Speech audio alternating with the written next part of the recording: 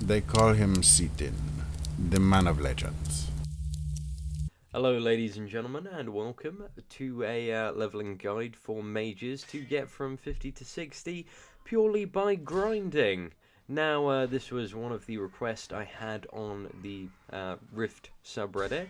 So, somebody wanted to know how they could get from 50 to 60 just by grinding mobs, and it's actually fairly straightforward. Now, there are kind of several areas across each zone which are all right for sort of pulling big mobs, like for example this zone in the top left hand corner of Cape Jewel. But this can be quite difficult, as it seems most areas have quite a long respawn time to get to this.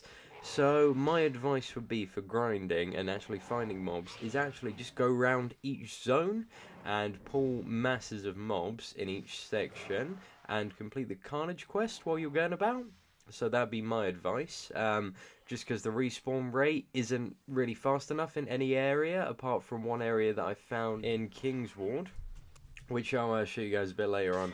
So as you can see, just the spec itself is really easy. You just pull everything and spam Lucent slash. Valerie has actually written quite an in-depth guide on the spec if you want to read more about it.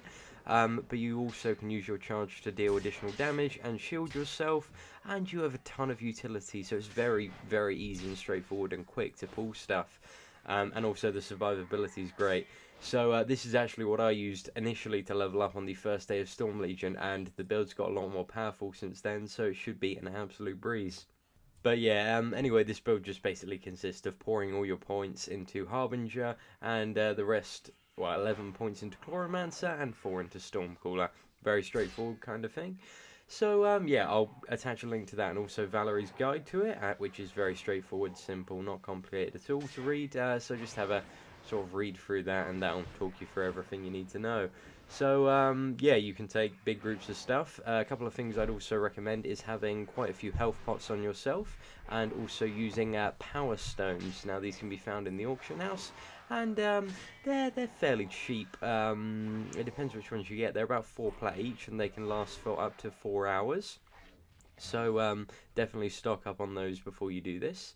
So as you can see, quite a nice Carnage reward of about 25,000 experience, and that just goes up and up as you progress through the zones, etc.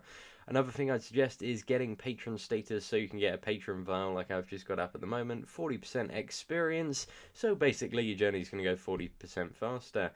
So, one thing you can do, and I do suggest doing, is gradually, working your way through all of the zones as you level up. So just go around every zone, do all the Carnage quests, make sure you get everything done, that'll help you towards the achievement if you're into that.